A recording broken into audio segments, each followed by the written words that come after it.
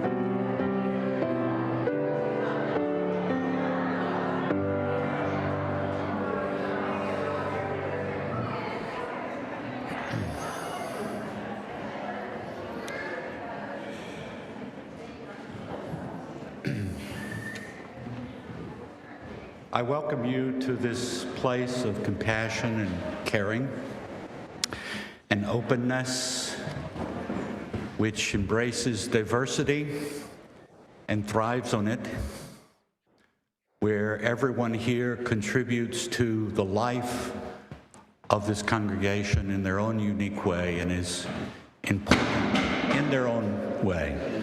I share with you some words from a colleague, Kimberly Ann Carlson.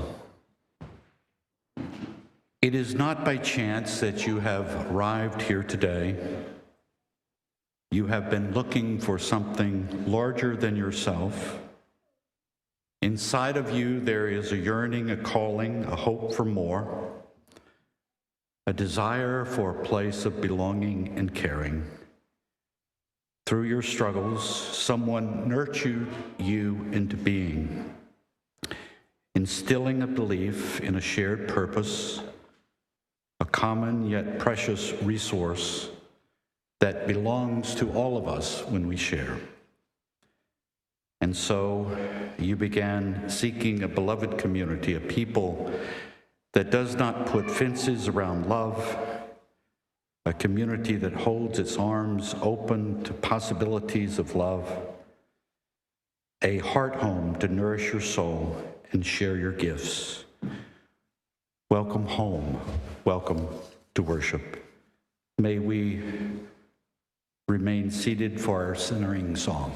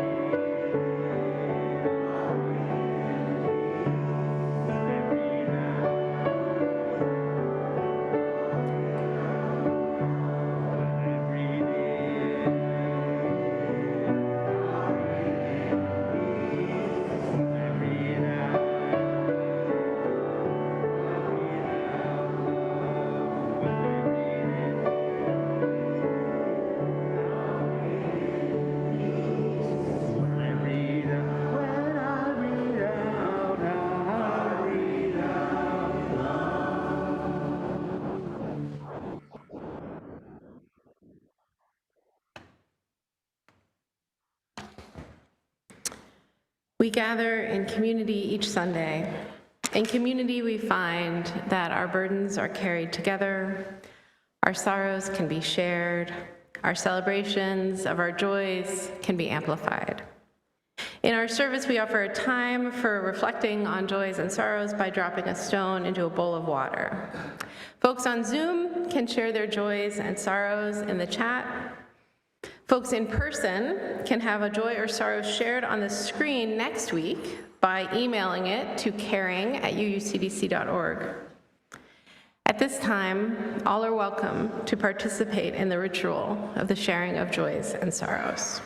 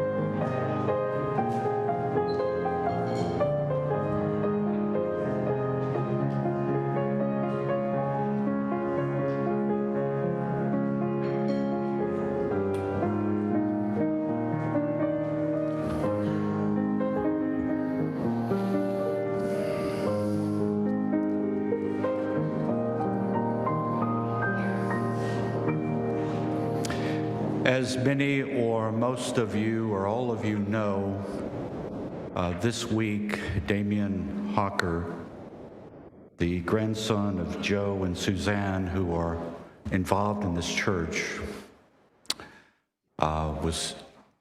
died suddenly.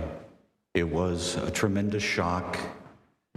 He was coming out of his gym on Tuesday and was hit by a car, and he passed away the next day.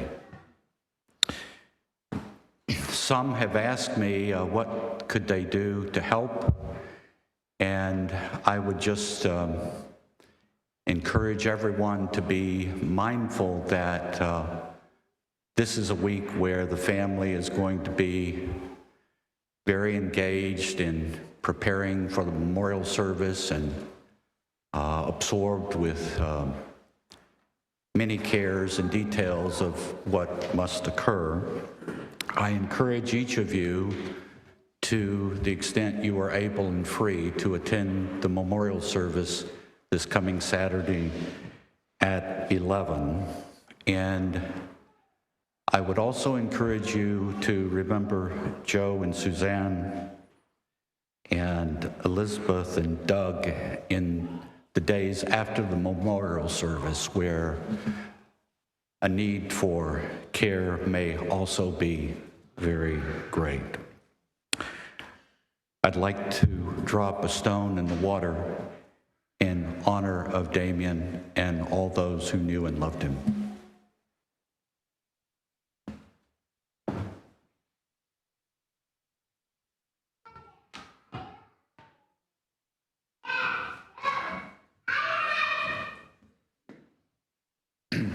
Could we remain seated as we sing Spirit of Life?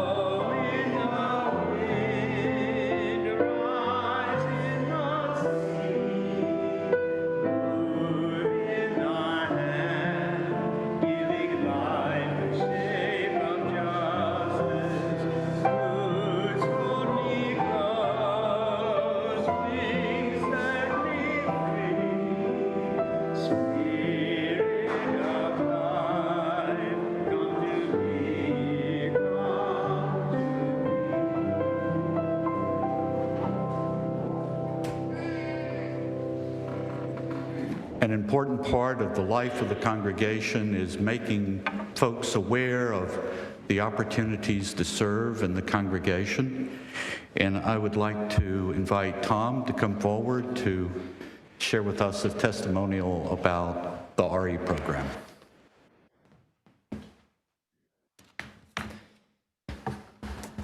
Good morning, everyone.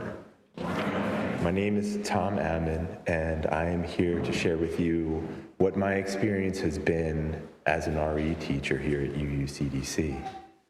So this is a little bit about me, but a lot about you. So let me start with the me part. I think there's a few students that are in my current class right now, right? So I see Tessa, Ellie, I see you, I think I saw Camelia. Do you all remember me sharing a story about why I use my hands so much when I talk? No? Ellie, you shook your head yes. Why? Yeah. It was because I'm nervous. And when I'm nervous, I move around a lot. It kind of helps me get my nerves out a little bit. So just to kind of tie it all back, I was nervous when I became an RE teacher. I don't have teaching experience. When I signed up, I was relatively new in my UU journey. So I had a lot of trepidation around how was I going to shape young minds? How was I going to teach? So let me kind of get to the U part. If you're a student in the RE program, can you raise your hand?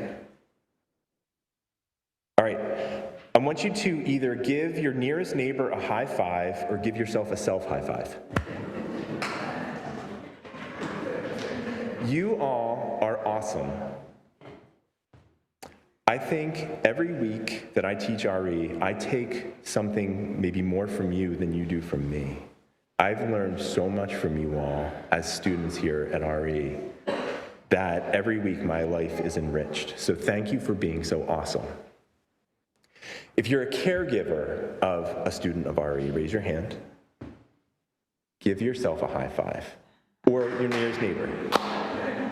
You're raising amazing kids. And I've had the pleasure of teaching a lot of RE classes throughout my time here, all age groups. I'm going to tell a story just to kind of illustrate how amazing your kids are. Part of our religious studies program goes around to different faith traditions and visits houses of worship in each. Part of that at the end is a Q&A section where our students get to ask faith leaders questions. One of our students politely and inquisitively raised their hand and asked that they had noticed that there's only 2 gender expressions that faith tradition has in their language. And what were they doing to add and be more inclusive to other gender expressions? And this came from a middle school child. I was so enriched to have witnessed that moment in my life that I don't think I will ever forget that. I will always take that with me. That student modeled for me how I should be living my life, to ask those questions, to be so brave. If you are a person who maybe is no longer associated with RE at all, or never has been, give yourself a high five. You are part of this community. Things like your contributions to the annual drive fund this program. And I just want to thank you for your support. It's enriched my life, it's enriched my kids' life so much to have this program be a part of UUCDC.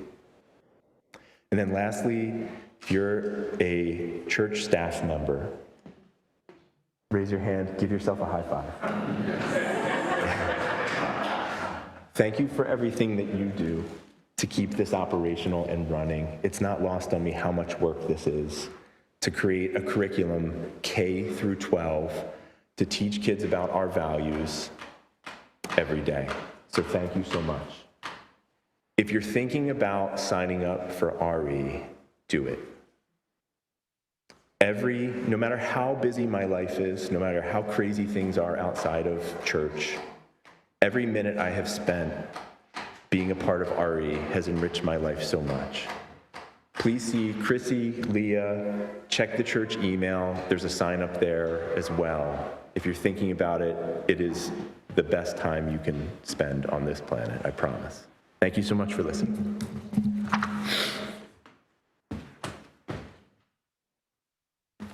Thank you, Tom.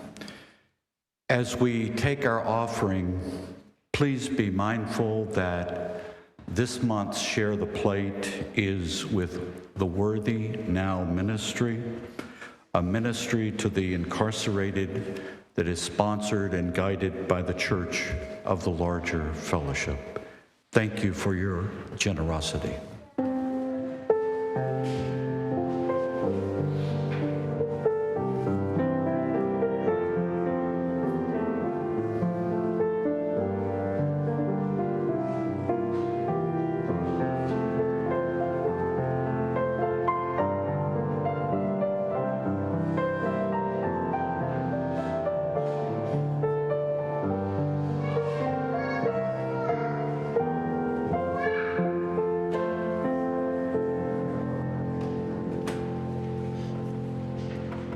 There are many ways to be of service, many different needs, and people have different aspirations and interests.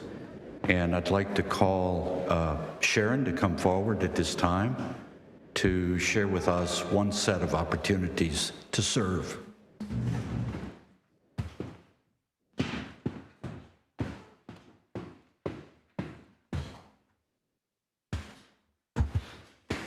Good morning.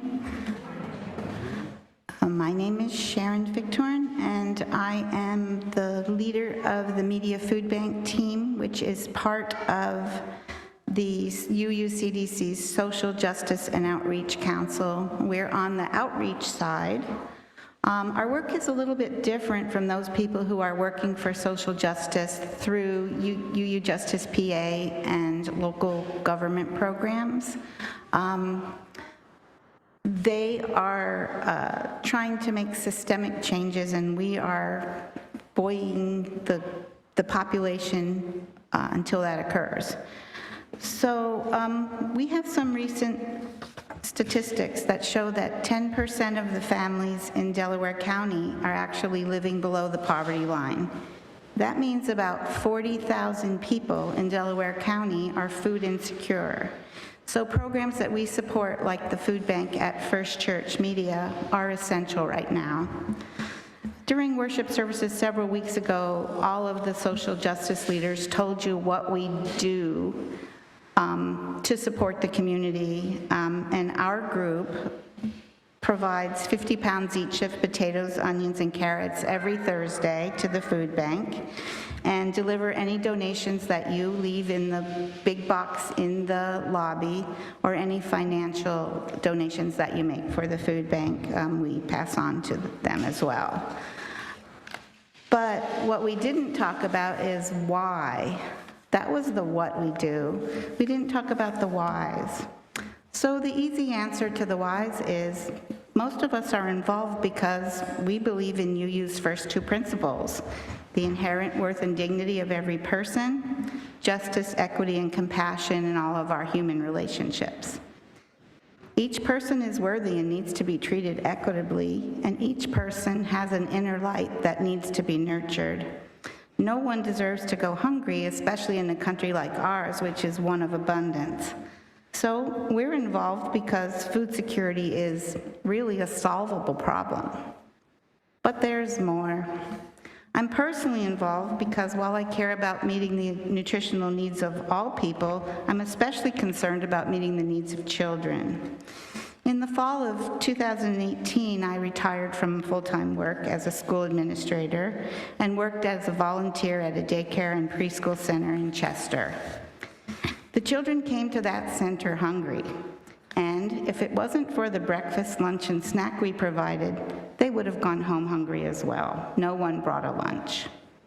It was apparent that some of these children had very little to eat outside of the center, and at times they may not have had access to any food at all. We noticed occasionally that staples disappeared from our shelves, things such as rice or pasta or canned goods, or essential items such as diapers, baby wipes, and toilet paper. The center had a policy of turning a blind eye to those missing items because we figured no parent would take those items unless they were truly needed. Statistics also show us that 15% of the children in Delaware County are living in poverty, and 12% of those children live in households struggling to access enough food. Most of you know that children's bodies and brains need proper nutrition to grow, develop, and thrive.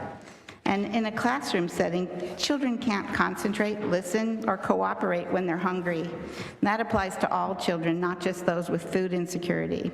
If you've ever tried to ask a group of preschoolers to sit still for circle time, or a group of first graders to attend to a math lesson right before lunch, you know that it's nearly impossible. Finally, I'm involved because each week I can observe the need for our support. I live just a couple of blocks from the Media Food Bank at First Church on the west side of State Street. They distribute food to those in need on Thursday evenings and Sunday afternoons, and the line of people waiting to pick up food snakes all the way around their church building from Baker Street to State Street.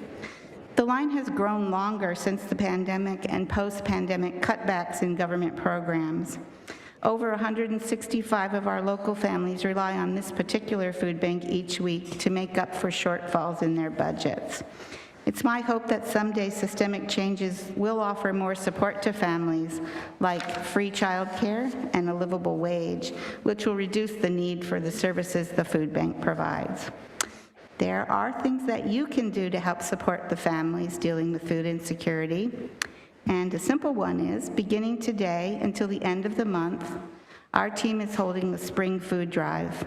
Our goal over the next 2 weeks is to fill up that box in the lobby, which is empty because I emptied it on Thursday, with non-perishable food and personal care items. I put a list of the most needed items right on top of the box and one on the front door. Please feel free to see me if you have any questions, and I look forward to a full wooden box. Thank you.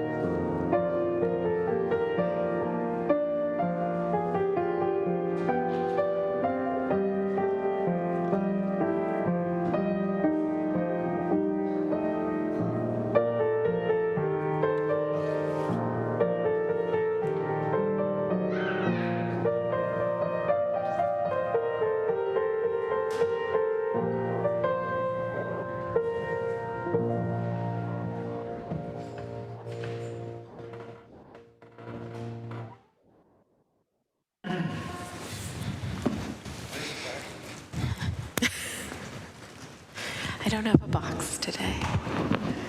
So, yeah, you want to be here for this, well. So, our story today comes from a picture book by Pat Bryson, and it goes like this. Wanda was on her way to school one day when she passed an empty lot, a vacant lot. And as she was walking past it, she noticed something that you or I might have just walked past, but it caught Wanda's eye. It was a bush. It was a bush that was brown and thorny and looked dead. But to Wanda, who loved beautiful things, it looked like a rose bush. She was convinced that it was a rose bush. And with enough love and care, roses would bloom on this rose bush. But Wanda had to get to school. So later that day, on the way home from school, she went back to the lot and started to clear the trash away to give the rose bush some sunlight so that it could grow and bloom. Mrs. Abrams was walking past the lot, pushing her baby in a stroller, and she saw Wanda and she said, "Wanda, are you cleaning up the lot?" Wanda said, "Well, yes, Mrs. Abrams, I am. I'm cleaning it up because there's this rose bush here, and I want to make sure that it has enough sunlight to grow." Mrs. Abrams said, "Wanda, I don't think that's a rose bush." Wanda said, "Well, I've seen pictures of rose bushes, and this looks just like it. So I'm pretty sure this is a rose bush." Mrs. Abrams said, "Okay, Wanda," and she kept walking. The next day, Wanda stopped back at the lot, and sadly, the rose bush had not yet blossomed. So Wanda thought maybe it just needed a little more space to grow. Maybe it needed a little more air. So she continued to clean around the rose bush. She continued to pick the weeds that grew around the base of the rose bush. Mr. Bradley, whose apartment overlooked the empty lot, saw Wanda working. And he yelled down to her and he said, "Wanda, are you cleaning up the lot?" Wanda said, "Yes, Mr. Bradley, there's a rose bush here, and I want to make sure it has room to grow." Now, even from the window, Mr. Bradley could tell that that was not a rose bush. But he didn't want to disappoint Wanda, so he said, "Oh, that's such a nice thing to do. That's so kind of you." And he let her continue her work. The next day, Wanda stopped back at the lot, and still, there were no blossoms on her rose bush. She wasn't sure what to do, so she decided she needed to stop at the library and see what the librarian, Mix Cherry, had to say. Maybe there were some books about roses, about cultivating roses, that Wanda could consult to see what was going on. She asked Mix Cherry, and they showed her the horticulture section of the library. They suggested that maybe Wanda water the rose bush, since roses famously need a lot of water to grow. Wanda hadn't considered this. So she went running to the bakery, which was next to the lot, and asked Ms. Duncan for a pitcher of water for the roses. Ms. Duncan, a flower lover herself, asked Wanda if she could come with her to see the rose bush. When they got there, Ms. Duncan said, "Oh, Wanda dear, that is not a rose bush. That's a thorn bush." Wanda said, "But it could be a rose bush." Ms. Duncan watered the thorn bush and walked away. Several weeks passed, and all the adults got a letter in their mailbox one day. The letter was an invitation, and on it was written in beautiful handwriting, "Please come to the lot tomorrow morning at 10 a.m. for a rose blossom party. Love, Wanda." Now, Mrs. Abrams, Mr. Bradley, Mix Cherry, and Ms. Duncan knew that there would be no rose blossoms tomorrow morning at 10 a.m. or really any time thereafter on that bush in the lot, but they did not want to disappoint Wanda. So that morning, the next morning at 10 a.m., they all showed up, and there was Wanda with a big smile on her face, standing next to the rose bush. It was covered with beautiful paper flowers that she had made herself. Wanda's smile grew even bigger when she saw that each of the adults was carrying a rose plant, a rose bush, to plant in the lot next to Wanda's rose bush. And Ms. Duncan brought muffins from the bakery to share. They spent the rest of the morning and into the afternoon planting the roses and finishing cleaning up the lot. By the end of the summer, you could smell the beautiful smell of roses through the whole neighborhood. Thank you for listening to my story today.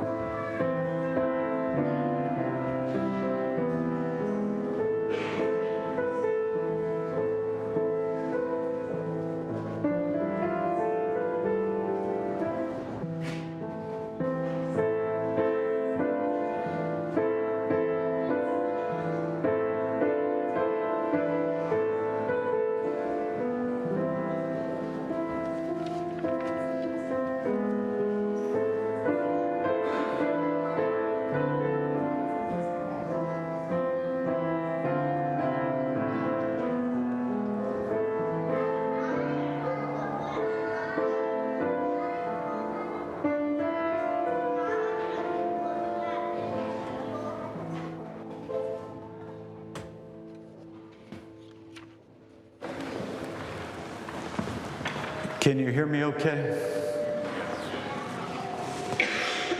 One must be careful with the sound system here. Very recently, I completed attending and facilitating 9 parties. We have a bit of an echo, don't we? I don't know what to do about it. There we go. So I participated in 9 parties, and it was a wonderful experience. And part of what we did at each party is ask people what they loved and what they hoped for. And there were some themes that ran through every single one of the parties, and the most prominent theme of the parties under the category of what do I love about the congregation was I love the people. And people would say things like, I went through a very hard time in my life and this congregation basically saved me, restored my hope, my sense of peace in the world. Some would say,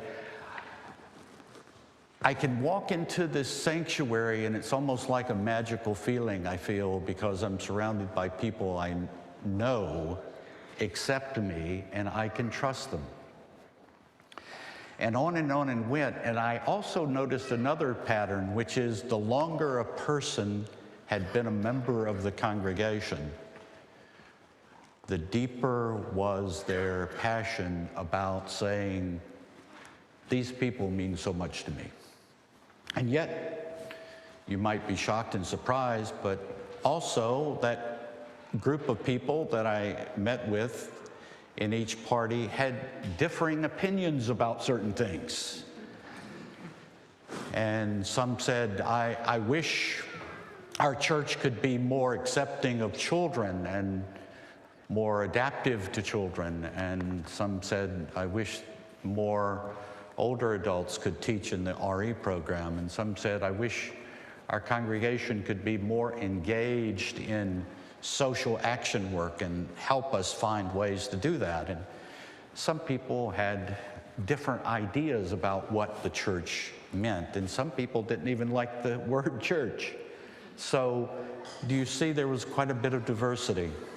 Now, the question is, how do you help such a group of people who obviously love each other so much and care about each other so much?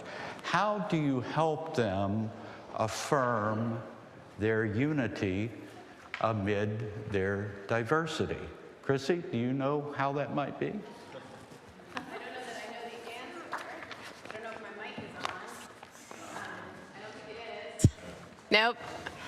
I don't think they knew that I was going to be talking right now. Well, this is exactly what Reverend Norman Kopic was thinking about 100 years ago, way back in 1923. He was the minister at the Unitarian Church in Prague, Czechoslovakia, and he wanted to figure out a way to celebrate the beauty and diversity of his congregation and, for that matter, the whole world. And as he was thinking about how to do this, he thought about flowers. So one Sunday, he asked everyone in his congregation to bring a flower from their garden, and they did. And when they brought it in, they put the flowers in vases, and they made these beautiful arrangements that everyone could behold, and the flower communion was born. These days, almost all the Unitarian Universalist churches around the world celebrate flower communion. Through flower communion, we celebrate some of the ideas that we hold dear. That, like flowers, each of us is unique, unlike any other. That our differences are part of what makes us special, and that when we come together, we make something beautiful.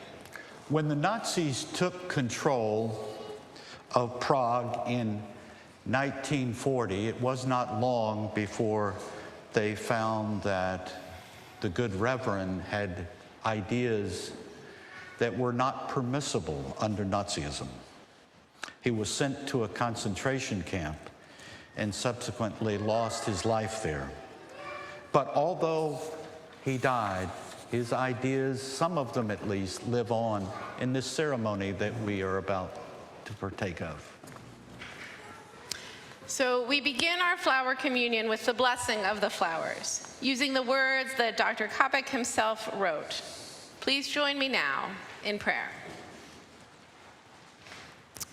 Infinite Spirit of life, we ask thy blessing on these, thy messengers of fellowship and love. May they remind us, amid diversities of knowledge and of gifts, to be one in desire, affection, and devotion to all that is holy. May they also remind us of the value of friendship, of doing and sharing alike. May we cherish friendship as one of our most precious gifts. May we not let awareness of another's talents discourage us or sully our relationship, but may we realize that whatever we can do, great or small, the efforts of all of us are needed in this world. In just a moment, I'm going to invite each of you to come forward and to take a flower from the table. And as we do so, may we do so in a spirit of reverence, because the flowers, among many other things, represent our mother, the earth, our connection with nature, and all the beauty and nourishment that the earth gives us. These flowers, like so many things in nature, contribute to the tapestry and beauty of life. And this community is like a field of flowers, something that is beautiful to each and sustains us and nourishes us. Please take a flower as you come forward that particularly appeals to you, and do so in a spirit of reverence, thinking about the gift of life and how each of us, like a flower, contributes to the beauty of the world. Enjoy the flower, knowing it is a gift that someone else here today has brought just for you. And if you are visiting today, if you didn't remember your flower, there are extras, there are plenty. Everyone should take a flower. You don't have to have brought a flower to have a flower. There are enough flowers for everyone. After you have taken your flower or seed packet, I invite you to return to your seat, where you might think about how one simple flower brings beauty into the world and how you might do the same.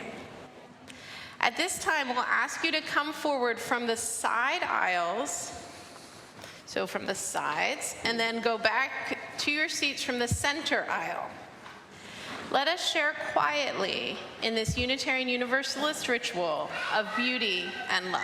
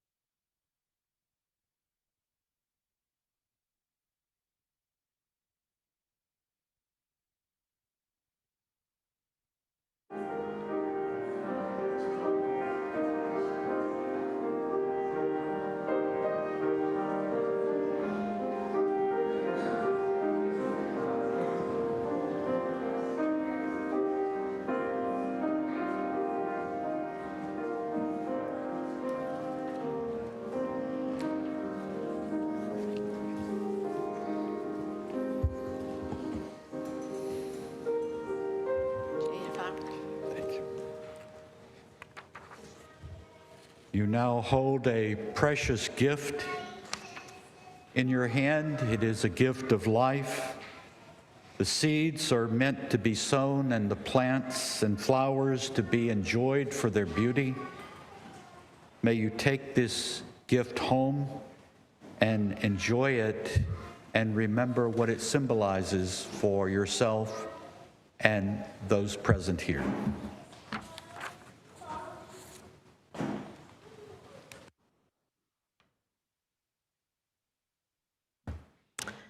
Let us pray together, again, using Dr. Kopek's Flower Communion Prayer. In the name of the Most Holy, which implants in the seed the future of the tree, and in the hearts of all people the longing for living in love. In the name of the highest, in whom we move and who makes everyone and everything what they are. In the names of the sages and great religious leaders who sacrificed their lives to hasten the coming of peace and justice, let us renew our resolution, sincerely, to be real friends and allies, regardless of difference, petty or great, which separates one from another. In this holy resolution, may we be strengthened, knowing that one Spirit, the Spirit of love, unites us, and may we endeavor for a more perfect and joyful life. Amen. Now let us rise in body or in spirit for our closing hymn, "Oh, Give Us Pleasure in the Flowers Today."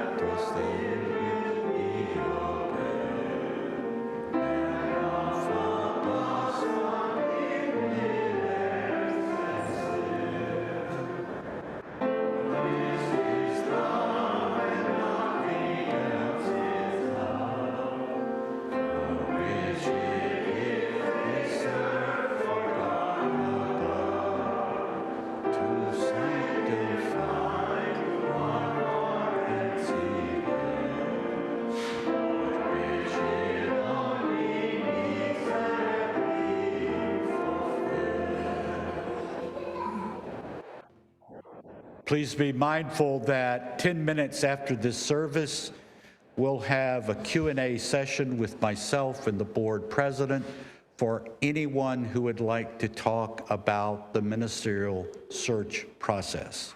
So any and all are welcome. And as the chalice flame is extinguished by Chrissy, could you join me in our benediction, which please note are different today. With faith in the creative powers of life, with hope for the future of life in this world, with love for all others who share this us, let us go forward together in peace. Our meeting has ended. Let our service begin. Amen.